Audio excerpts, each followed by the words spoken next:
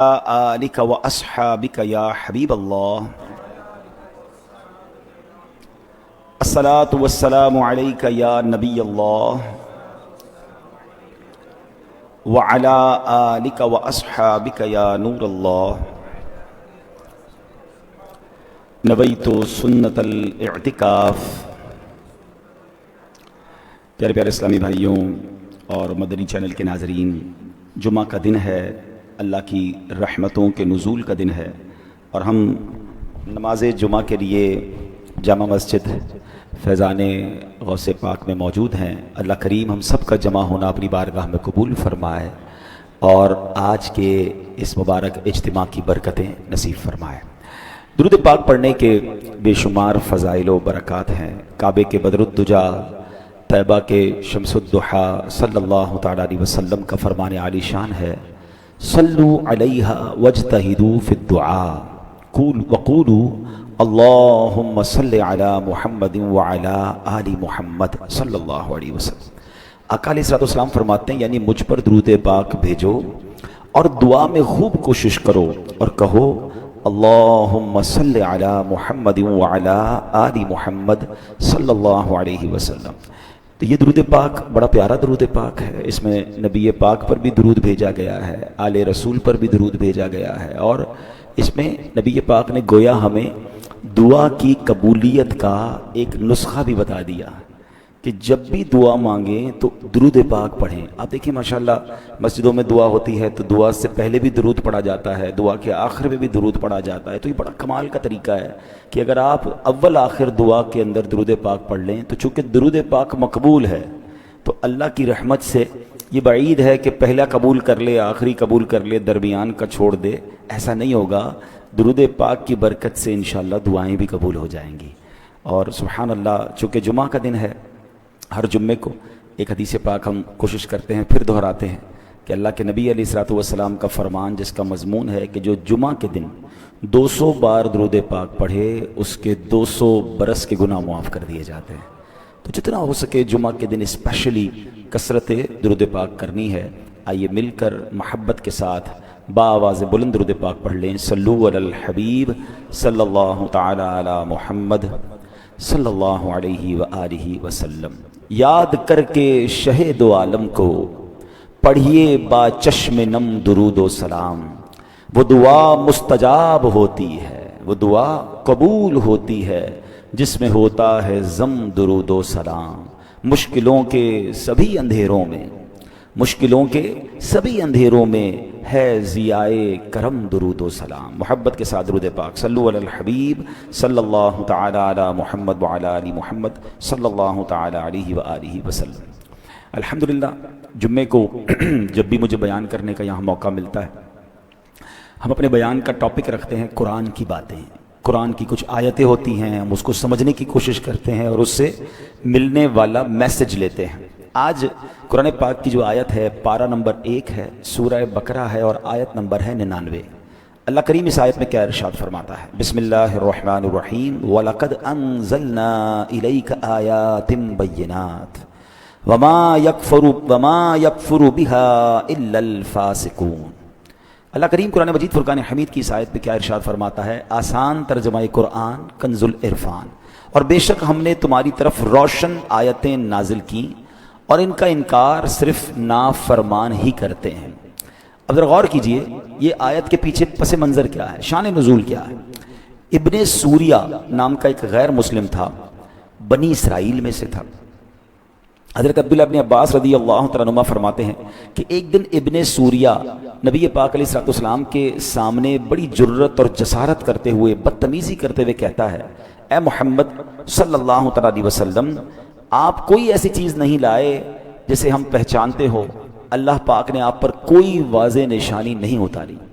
اس بدبخت کے جواب میں اللہ کریم نے آیت کریمہ نازل فرمائی۔ کیا آیت ہے جو ابھی ہم نے سنی؟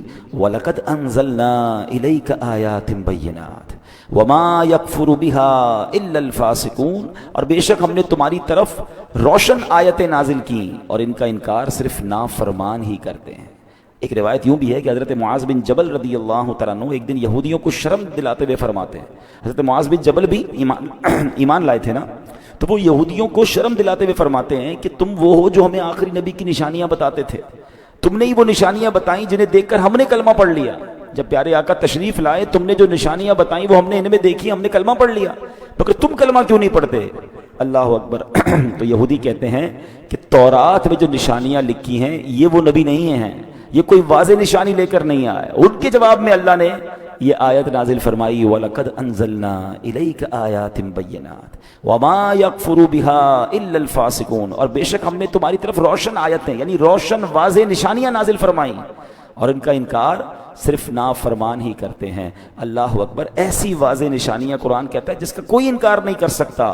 ہاں صرف فاسق طبیعت والے جو محض دشمنی اور عداوت رکھتے ہیں وہ انکار کرنے والے ہیں. اللہ اکبر. اب اس آیت کا پہلے تو تفصیل تو سمجھیں گے مگر ذرا اسلوب دیکھیں، انداز قرآن دیکھیں. مجھے بتائیں نا اعتراض کون کر رہا ہے؟ کفار کر رہے ہیں، یہودی کر رہے ہیں کہ نبی پاک پر کوئی واضح نشانی نہیں. اللہ کریم ان کو جواب نہیں دے رہا کہ اے ابن سوریہ یا اے یہودیوں تم جھوٹے ہو.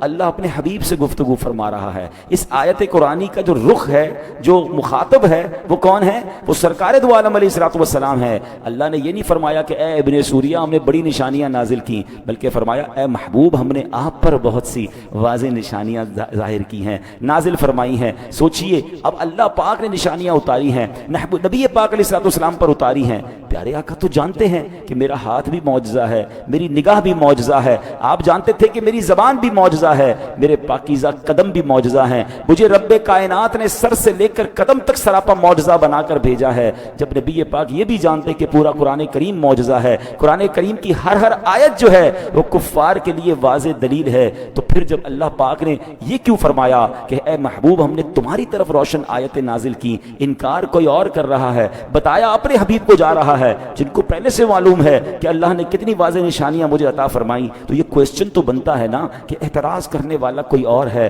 اور بتایا حبیب علیہ الصلوۃ والسلام کو جا رہا ہے. اللہ اکبر. اصل میں یہ بڑی محبت بھری بات ہے. جب غیر مسلم انکار کرتے تھے نا نبی پاک کا اور ان کی نشانیوں کا، تو اب پیارے آقا کے دل پر رنج طاری ہوتا تھا، آپ غمگین ہو جاتے تھے. تو سرکار دو عالم علیہ السلام کا جب دل پاک دکھی ہوتا تو اللہ کریم ابن سوریہ کو جواب دینے کی بجائے کلام اپنے محبوب علیہ الصلوۃ والسلام سے فرما رہا ہے. گویا یہ بتایا جا رہا ہے کہ اے محبوب علیہ الصلوۃ والسلام یہ بدبخت اس لائق نہیں ہیں کہ ان سے بات کی جائے، انہیں منہ لگایا جائے. آپ دل رنجیدہ نہ کریں، یہ جو بدبخت بکواس کر رہے ہیں یہ اپنے بد باطنی کا اظہار کر رہے ہیں. آپ رنجیدہ نہ ہوں، اپنے رب کریم کی عنایتوں کی طرف نظر فرمائیے. اللہ نے تو آپ کو کیا کیا عطا فرمایا ہے. اب بات سمجھ رہے ہیں کہ وہ منہ لگانے کے قابل نہیں، آپ ان کی باتوں پر دل رنجیدہ کیوں کر رہے ہیں؟ اے محبوب تمہارے رب نے تمہیں کتنی واضح نشانیاں عطا فرمائی ہیں. کیا خوبصورت انداز ہے قرآن کا، کیا پیار بھرا انداز ہے. اور یہی بات مولانا حسن رضا خان صاحب اپنے پیارے سے کلام میں لکھتے ہیں. آپ لکھتے ہیں عجب پیاری پیاری ہے صورت کسی کی، عجب پیاری پیاری ہے صورت کسی کی، ہمیں کیا خدا کو ہے الفت کسی کی، کسی کو کسی سے ہوئی ہے نہ ہوگی، خدا کو ہے جتنی محبت کسی کی. اللہ کتنا محبت فرماتا ہے اپنے حبیب علیہ الصلوۃ والسلام سے. اب میرے پیارے اسلامی بھائیوں اس بات کو ایک اور واقعے کے ذریعے سمجھیے. ایک بار محبوب سرکار دو عالم علیہ الصلوۃ والسلام کہیں تشریف فرما تھے، آپ کے جسم اقدس سے خون بہہ رہا تھا. جبریل امین آئے. جبریل امین کون ہے؟ فرشتوں کے سردار. بھائیوں اب یہاں نبی پاک علیہ الصلوۃ والسلام اور رب کا جو پیار ہے، اللہ کا اپنے حبیب کو دلاسا دینے کا جو انداز ہے، سبحان اللہ. مجھے ایک اور قرآن پاک کی صورت یاد آ رہی ہے. ہوا یہ تھا کہ جبریل امین علیہ الصلوۃ والسلام نبی پاک کے پاس وحی لے کر آتے تھے. تو اب ہوتا یہ تھا کہ کچھ دن تک جبریل امین نہیں آئے، کافی دن گزر گئے. تو کفار مکہ کو یہ پتہ چل گیا کہ وحی نہیں آ رہی. تو بدبختوں کو بس موقع چاہیے ہوتا تھا نا، بھئی یہ تو مان لو کہ اللہ کے نبی ہیں، یہ نہیں ماننا، بلکہ اس بات کا اعتراض کرنا ہے کہ اتنے دنوں تک وحی کیوں نہیں آئی. تو انہوں نے یہ خبر پھیلا دی کہ معاذ اللہ محمد علیہ الصلوۃ والسلام کے رب نے ان کو چھوڑ دیا ہے، ان سے ڈسٹنس کر لیا ہے. اب کوئی پیغام ہی نہیں آتا، اب فرشتہ ہی نہیں آتا. اس بات کو پھیلانا شروع کیا.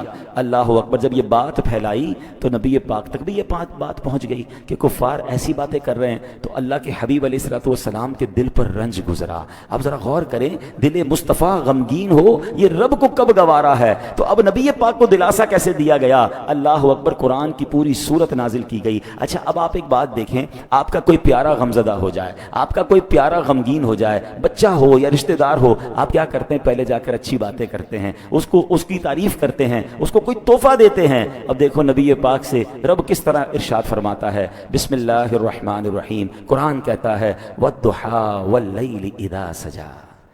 علماء کہتے ہیں وَالضُّحَىٰ سے مراد نبی پاک کے چمکتے چہرے کی قسم ہے. وَاللَّيْلِ إِذَا سَجَىٰ سے پیارے آقا کی کالی زلفوں کی بات ہو رہی ہے. اللہ اکبر. اللہ قرآن میں محبوب کے چہرے اور زلفوں کی قسم اٹھا رہا ہے تاکہ محبوب کی دل جوئی ہو جائے. وَالضُّحَىٰ وَاللَّيْلِ إِذَا سَجَىٰ. اب کفار کہہ رہے ہیں کہ رب نے چھوڑ دیا ہے. رب قرآن میں جواب کر فرما رہا ہے مَا وَدَّعَكَ رَبُّكَ وَمَا قَلَىٰ. اے محبوب تمہارے رب نے تمہیں چھوڑا نہیں ہے نہ وہ تمہیں چھوڑے گا. اللہ اکبر. وَلَلْآخِرَةُ خَيْرٌ لَكَ مِنَ الْأُولَىٰ. اب انعام دیا جا رہا ہے. پہلے تعریف کر دی پھر کفار کو جواب دے دیا اور اب تحفہ کیا دیا جا رہا ہے کہ اے محبوب تمہاری آنے والی ہر گھڑی پچھلی گھڑی سے بہتر ہے.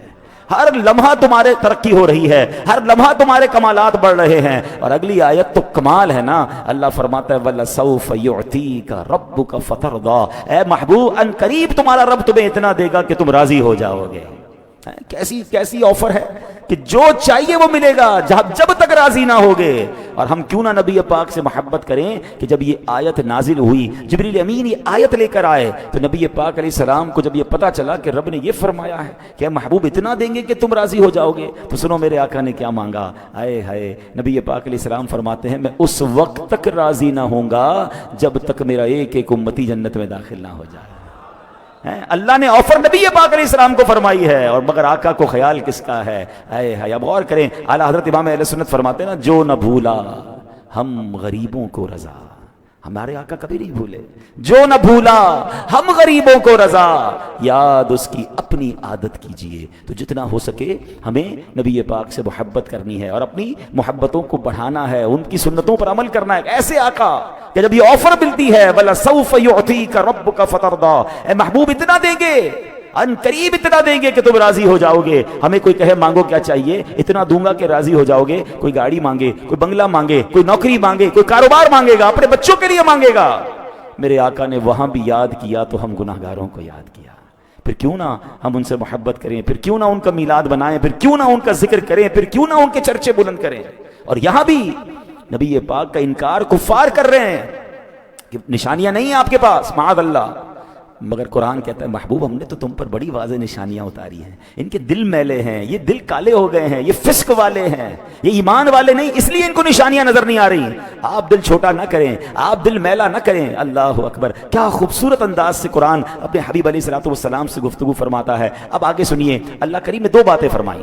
وَلَقَدْ أَنزَلْنَا إِلَيْكَ آيَاتٍ بَيِّنَاتٍ وَمَا يَكْفُرُ بِهَا إِلَّا الْفَاسِقُونَ. اس میں دو باتیں ہیں. اور بے شک ہم نے تمہاری طرف روشن آیتیں نازل کی اور ان کا انکار صرف نافرمان ہی کرتے ہیں. اللہ پاک نے محبوب پاک علیہ الصلوۃ والسلام سے فرمایا پہلی بات کہ واضح نشانیاں تھیں. ایگزیکٹلی کلیئر نشانیاں تھیں. دوسری بات کہ واضح نشانیوں کا جو انکار کرتا ہے نا وہ فاسق ہوتے ہیں. وہ ایمان والے نہیں ہوتے. اب مثال کے طور پہ حضرت جبیر بن مطعم رضی اللہ تعالیٰ عنہ صحابی رسول ہیں. آپ نے فتح مکہ سے پہلے اسلام قبول کیا. مدینہ منورہ میں رہے اور وہیں آپ نے وفات پائی. آپ اپنے اسلام قبول کرنے کا واقعہ بیان فرماتے ہیں. کہتے ہیں غزوہ بدر ہوا. غیر مسلم قید ہو گئے تھے. میں ان قیدیوں کے بارے میں نیگوشیشن کرنے کے لیے بات کرنے کے لیے مکے سے مدینے آیا تھا. یعنی کفار کی طرف سے نمائندہ بن کر کہتے ہیں میں مدینے گیا تھا. اب کہتے ہیں جب یہاں پہنچا تو مغرب کا وقت تھا. نبی پاک علیہ الصلوۃ والسلام نماز پڑھا رہے تھے. کہتے ہیں میں مسجد کے قریب گیا تو آپ کی تلاوت کی آواز مسجد کے باہر آ رہی تھی. تو آپ نے اس وقت سورہ والطور کی تلاوت فرمائی. ابھی میں قرآن پاک سن رہا تھا. اللہ اکبر. ذرا غور کریں قرآن کلام کس کا ہے؟ اللہ کا رحمان کا کلام ہے عز و جل. اور زبان سے کس کس ادا ہو رہا ہے؟ محبوب رحمان عز و جل. اب ذرا غور کریں کہ وہ کیسا منظر ہوگا کہ اللہ کے حبیب قرآن پڑھ رہے ہوں اللہ کا کلام پڑھ رہے ہوں. کہتے وہ آواز مجھے باہر آئی ایسی آواز تھی میرے دل میں اترنے لگ گئی. اور اب وہ آیت تلاوت کی نبی پاک نے ان عذاب ربک لواقع ما لہ من دافع. کہتے ہیں اس کا ترجمہ کیا ہے؟ بے شک تیرے رب کا عذاب ضرور واقع ہونے والا ہے اسے کوئی ٹالنے والا نہیں. وہ کہتے ہیں ان آیات کو سن کر تو میرا دل ایسے ہو گیا کہ پھٹ جائے گا. اتنا مجھ پر خوف طاری ہو گیا. مجھے یوں لگ رہا تھا کہ میں یہاں سے قدم بھی نہیں اٹھا سکوں گا اور مجھ پر عذاب نازل ہو جائے گا. بس میں نے اسی وقت کلمہ پڑھا اور مسلمان ہو گیا. دل صاف ہو تو قرآن کی ایک ایک آیت اثر کرتی ہے. کہتے ہیں ایسی نشانی کہ ایک آیت دو آیتیں سنی تو دل بدل گیا. قرآن ایسا اثر رکھتا ہے. ارے دل پاک ہو تو قرآن اس طرح جا کر سبحان اللہ دلوں کو بدل دیتا ہے. فارسی کا شعر ہے نا، آن کتاب زندہ قرآن حکیم، آن کتاب زندہ قرآن حکیم، حکمت اولا یزال است و قدیم. یعنی قرآن مجید زندہ و جاوید کتاب ہے. اس میں بیان کی گئی تعلیمات قیامت تک کے تمام مسائل کے حل کے لیے کافی ہیں اور بہتر بھی ہیں. سبحان اللہ. آج بھی جس کا دل نرم ہو، دل میں کچھ پاکیزگی ہو، آپ دیکھیں جب امام صاحب تلاوت کرتے ہیں، کوئی اچھے قاری صاحب تلاوت کرنے والے مل جائیں، قرآن سمجھ نہیں آتا مگر آنسو نکلنا شروع ہو جاتے ہیں، دل لرزنا شروع ہو جاتا ہے. رحمت کی باتیں ہوں، کبھی کبھی سورہ رحمان سنتے ہیں، حالانکہ ہر آیت کا مطلب سمجھ نہیں آتا، مگر جب فبأي آلاء ربكما تكذبان کانوں سے ٹکراتا ہے تو اللہ کی رحمت کا تصور بن جاتا ہے. اللہ اکبر. کبھی آنسو بہ رہے ہوتے ہیں، کبھی اپنے گناہ یاد آتے ہیں.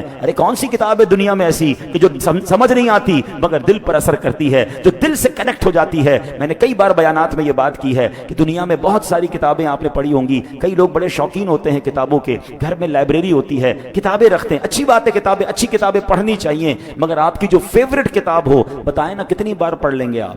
آپ کہیں گے میں 2 بار پڑھ چکا ہوں اس کتاب کو، بہت پسند ہے 3 بار. آپ کو کوئی کہے 10-12 بار پڑھو نا، آپ کہیں گے کیا یار بور ہو جاتے ہیں. 3 بار پڑھ لی، سب سمجھ آ گیا جو کتاب میں تھا، آپ کتنی بار پڑھنی ہے؟ اٹ مینس آپ کی فیوریٹ کتاب بھی آپ 3-4 بار سے زیادہ نہیں پڑھ سکتے. اللہ اکبر. قرآن 1000 بار پڑھیں، ہر بار نیا لطف دیتا ہے. قرآن پرانا نہیں ہوتا. کوئی آپ کو نہیں ملے گا یار بچپن سے قرآن پڑھ رہا ہوں بور ہو گیا ہوں، معاذ اللہ. اگر ایسا ہے تو خود اپنے دل کا علاج کروائے، ورنہ قرآن تو ہر بار نئی تازگی دیتا ہے. زندہ کتاب ہے نا، اللہ کا کلام ہے اور قرآن خود معجزہ ہے. اللہ اکبر. مجھے بتائیں دنیا میں کون سی کتاب ہے جو 6 سال 5 سال کا بچہ پوری یاد کر لے، اور وہ بچہ یاد کر لے جس کی زبان عربی نہ ہو، پنجابی، اردو، سندھی بولنے والا، بلوچی بولنے والا، افریقی زبان بولنے والا، یورپ کی زبان بولنے والا، جس کو قرآن سمجھ نہیں آ رہا مگر پورا قرآن اچھا یاد بھی کیسے ہوتا ہے؟ زبر زیر پیش بھی صحیح یاد ہوتا ہے، پورا کا پورا قرآن محفوظ ہو جاتا ہے دل کے اندر. کیا ہے یہ ہماری آنکھوں کے سامنے ہے کہ کیسی نشانیاں ہیں. بات یہ کہ نشانیوں کو ماننے والا چاہیے. دل اب نہیں ماننے والا، غیر مسلم نہیں مانتے، ان کو قرآن سے کوئی اٹریکشن ہی نہیں ہوتی. مگر آپ دیکھیں کہ جس نے قرآن کو صحیح پڑھا، آپ کو پتہ ہے 9/11 کے بعد امریکہ میں سب سے زیادہ اسلام پھیلا. کیوں؟ کیونکہ بہت پروپیگنڈا ہوا اسلام کے خلاف، تو لوگوں نے قرآن پڑھنا شروع کیا کہ قرآن میں کیا کیا لکھا ہے جو مسلمان ایسا کرتے ہیں، اتنی بری باتیں بتاتے ہیں ان کے بارے میں. تو ریسرچ جن لوگوں نے قرآن پہ کرنا شروع کی، قرآن نے ان کے دل پر اثر کرنا شروع کر دیا. لوگ کلمہ پڑھتے گئے، اسلام قبول کرتے گئے. اور ایسا ہی ہوتا تھا کہ اسلام کی نیگیٹیوٹی کو تلاش کرنے جو لوگ نکلتے تھے وہ کلمہ پڑھ کر مسلمان ہو جاتے. ایسا ہی ایک واقعہ مجھے یاد آیا کہ نبی پاک علیہ الصلوۃ والسلام کی شان ایسی ہے کہ قرآن میں بھی کوئی عیب نہیں ڈھونڈ سکتا اور نبی پاک علیہ الصلوۃ والسلام میں بھی کوئی عیب نہیں ڈھونڈ سکتا. اللہ نے ایسے سچے نبی عطا فرمائے، ایسے کامل نبی عطا فرمائے. سبحان اللہ. اعلیٰ حضرت تو کہتے ہیں عیب تو چھوڑو، عیب کا گمان بھی کوئی نہیں کر سکتا. وہ کمال حسن حضور ہے کہ گمان نقص جہاں نہیں، یہی پھول خار سے دور ہے، یہی شمع ہے کہ دھواں نہیں. یعنی یہ ایک ایسے آقا ہیں جن میں نقص تو چھوڑو، نقص کا گمان بھی کوئی نہیں کر سکتا. اللہ نے ایسا کامل و اکمل ہمیں آقا علیہ الصلوۃ والسلام عطا فرمائے. اب ایک بار کیا ہوا کہ کچھ غیر مسلم بڑے بڑے عالم بیٹھے اور باتیں کرتے کرتے ان کا موضوع نبی پاک علیہ الصلوۃ والسلام کی طرف ہو گیا کہ پیارے آقا علیہ الصلوۃ والسلام کے بارے میں بات کر رہے تھے. سب غیر مسلم تھے، اچھی باتیں تو نہیں کرنی تھی، انہوں نے کوئی عیب ڈھونڈتے ہیں، معاذ اللہ کوئی غلط بات کرنا چاہتے ہیں. اب بات شروع ہوئی تو کسی نے معاذ اللہ برائی کے طور پر بیان کیا کہ نبی پاک علیہ السلام نے یعنی مسلمانوں کے نبی نے تو 11 نکاح کیے. اس کو عیب سمجھ کر بیان کر رہے تھے. سب ان گستاخیوں میں اپنا اپنا حصہ ملا رہے تھے، معاذ اللہ برا بھلا کہہ رہے تھے. ایک اور غیر مسلم بیٹھا تھا، خاموش بیٹھا تھا کہ تم بھی تو کچھ کہو اس بارے میں. تو کہتا ہے کہ میں تمہاری باتیں سن کر اب اس بات کے نتیجے پہ پہنچا ہوں اسلام تو سچا دین ہے، محمد علیہ الصلوۃ والسلام واقعی سچے رسول ہیں، میں کلمہ پڑھ کر مسلمان ہو رہا ہوں. کہ عجیب بات کر رہے ہو، ہم ان کے خلاف بات کر رہے ہیں، ہم ان کے عیب معاذ اللہ تلاش کر رہے ہیں، ان کے بارے میں بری باتیں کر رہے ہیں، اور تم ہماری باتیں سن کر مسلمان ہونے کی بات کر رہے ہو. تو کہتا ہے میں نے تمہاری برائیاں جو تم کرنے کی کوشش کر رہے ہو اس میں نے غور سے سنا. تم کہتے ہو کہ محمد علیہ الصلوۃ والسلام نے 25 سال کی عمر میں پہلا نکاح کیا. وہ بھی ایک بیوہ خاتون سے کیا. پھر باقی نکاح آپ نے 40 سال کی عمر کے بعد کیے. ذرا سوچو تو صحیح 25 سال کی عمر کیسی ہوتی ہے. جوانی کے 17-18 سال سے لے کر 25 سال تک انسان پر شہوات کتنا حملہ کرتی ہیں. مکے کا ایک خوبرو نوجوان ہے, بہترین صفات کا حامل ہے. اللہ اکبر, کتنا کردار پاکیزہ تھا کہ عرب کے اس بے حیائی والے دور میں ان کے کردار پر کوئی اثر نہ ہوا اور نفسانی خواہشات سے دور بے داغ جوانی گزاری. ایسا تو کوئی سچا نبی ہی کر سکتا ہے. لہٰذا میں مانتا ہوں کہ وہ اللہ کے سچے نبی ہیں, کلمہ پڑھ کر مسلمان ہو گئے. تلاش کرنے گئے تھے عیب, مگر عیب تو ملنا نہیں تھا.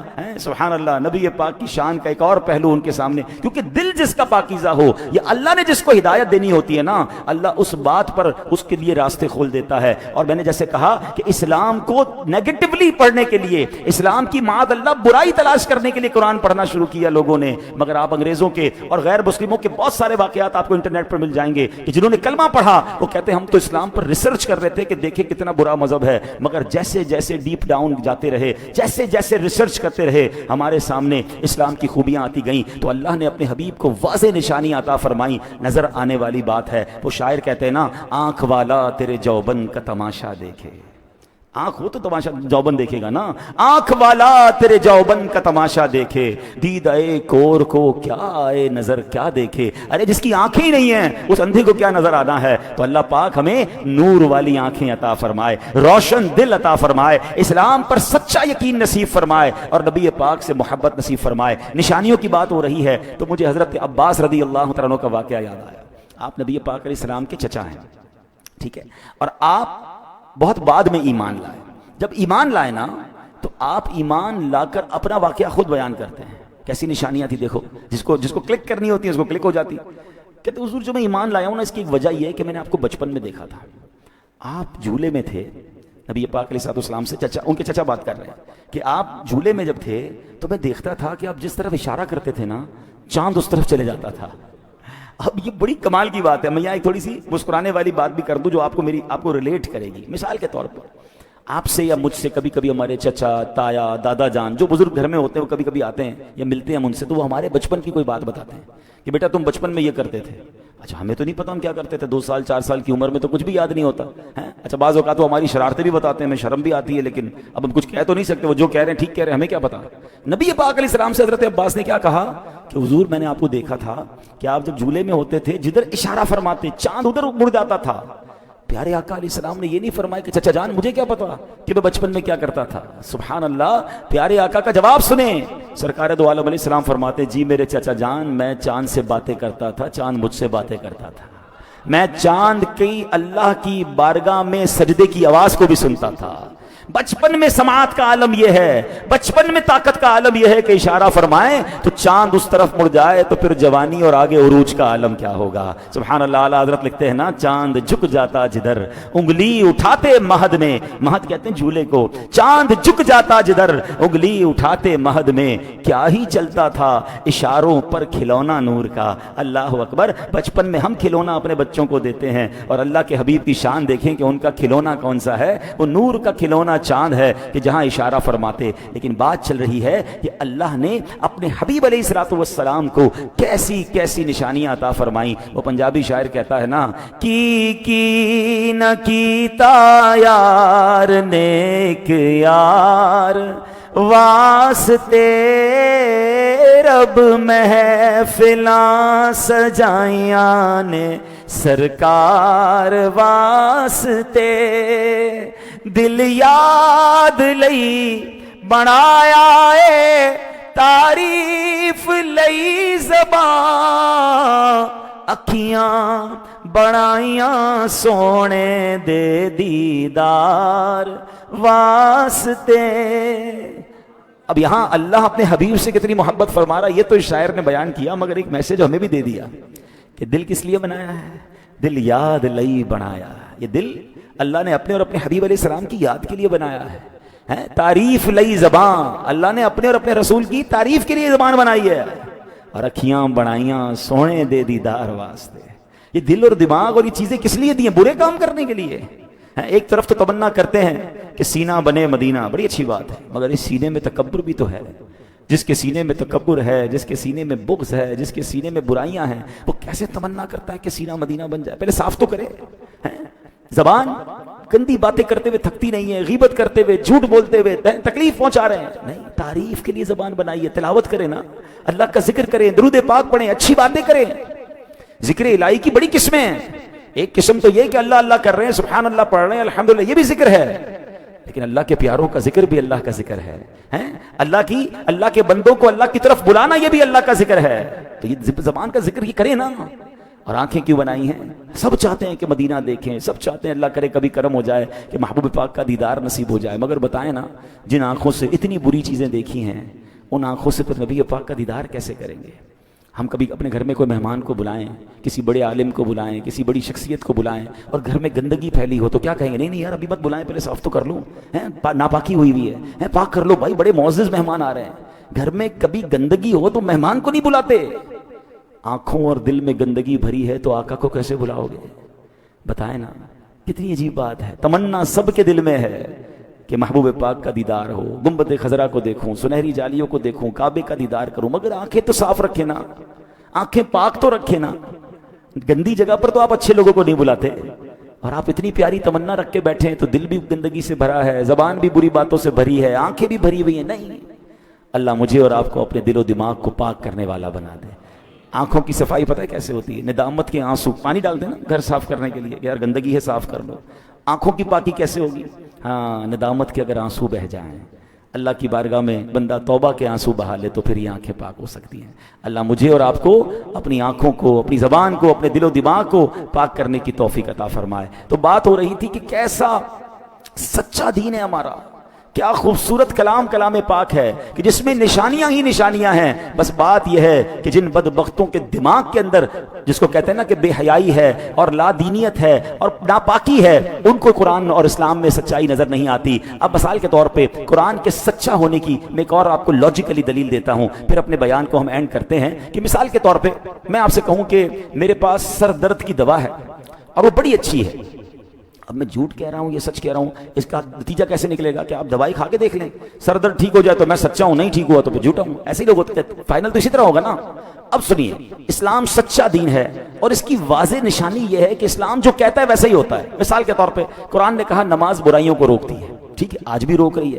آپ 5 وقت صحیح نماز پڑھنے والے کو دیکھ لیں اور ایک بھی نماز نہ پڑھنے والے کو دیکھیں، عموماً میجورٹی آپ کو دونوں میں بہت فرق آئے گا کہ جو پراپر 5 وقت نماز پڑھنے والا ہے وہ بہت ساری برائیوں سے روک رہا ہوگا، کیونکہ نماز اسے برائیوں سے روک رہی ہے۔ تو قرآن نے کہا نماز برائیوں سے روکتی ہے، آپ اپنی آنکھوں سے نتیجہ دیکھ لیں۔ اسی طرح اسلام کہتا ہے سود معاشیات کو تباہ کر دیتا ہے، سود جہاں ہوگا وہاں کی معیشت تباہ ہو جائے گی۔ اب آپ دیکھ لیجئے، سودی لین دین سے معاشرے میں بحران پیدا ہو جاتا ہے۔ جو لوگ سودی کاروبار کرتے ہیں، ہم نے ان کے گھر بکتے دیکھے، فیکٹریاں بکتے دیکھی، تباہی آتے دیکھی۔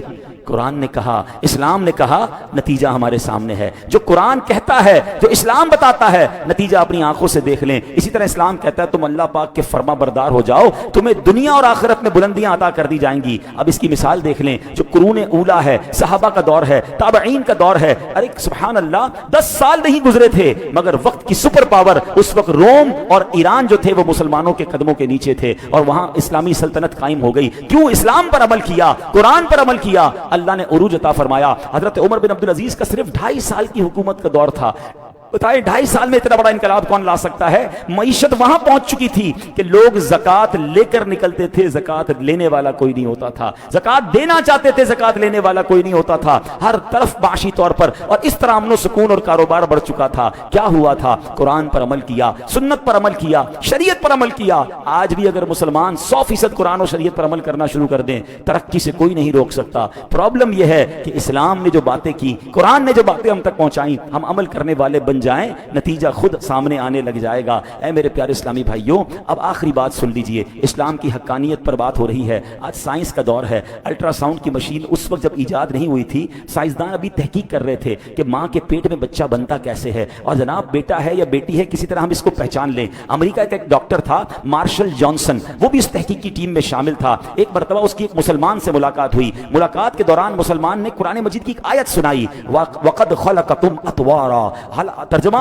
हालांकि उसने तुम्हें कई हालतों से गुजार कर बनाया। डॉक्टर जॉनसन कुर्सी पर बैठा था, जब उसने आयत सुनी खड़ा हो गया, कहते नामुमकिन है, कुरान में ऐसी आयत नहीं हो सकती। मुसलमान ने उसे वो आयत दिखाई और मजीद आयतें दिखाई जिसमें अल्लाह ने इंसान की तख्लीक के मरहले बयान किए कि माँ के पेट में बच्चा किस किस तौर पे आगे बढ़ता है। वो सुनता गया और फिर कहता है, या तो तुम्हारे नबी मोहम्मद सल्लल्लाहु अलैहि वसल्लम के पास अल्ट्रासाउंड की मशीन थी, वो पहले अल्ट्रासाउंड लगाते थे और पेट में माँ के यहाँ बच्चा कैसे बनता है, फिर ये आयतें उन्होंने लिखी हैं। और अगर 1400 साल पहले तो पॉसिबल नहीं है मशीन होगी, तो मैं इस बात को मानता हूं कि वो अल्लाह के सच्चे नबी हैं। कुरान अल्लाह की किताब है, ये कलामुल्लाह है। इंसान को तो आज पता चला है, तुम्हारा कुरान 1400 साल पहले बता रहा है कि बच्चा किस तरह माँ के पेट में बढ़ रहा है। तो ऐसी ऐसी दलीलें हैं कि जो जितना कुरान में डीप डाउन जाता है, जितना रिसर्च करता है, जितना समझता है, उसके सामने अल्लाह की कुदरत की सुभान अल्लाह शान जाहिर हो जाती हैं। मगर बात यह है कि दिल पाक हो, दिल साफ हो, या अल्लाह ने हिदायत देनी हो तो अल्लाह हिदायत दे देता है। अल्लाह मुझे और आपको कुरान पर, इस्लाम पर सच्चा यकीन भी नसीब फरमाए और उसकी तालीमात अमल करने की तौफीक अता फरमाए। ऐ मेरे प्यारे इस्लामी भाइयों, हर जुम्मे को जो हम बयान करते हैं उसमें जो कुरान की आयतें बयान करते हैं, उसकी वजह भी ये होती है कि हम कुरान से मोहब्बत करें, खुद भी तिलावत करें, तर्जमा और तफसीर पढ़ें, अपने बच्चों को भी पढ़ाएं, ताकि हमारे दिल भी नूरे कुरान से मुनव्वर हो जाएं। अल्लाह पाक अमल करने की तौफीक अता फरमाए। आमीन।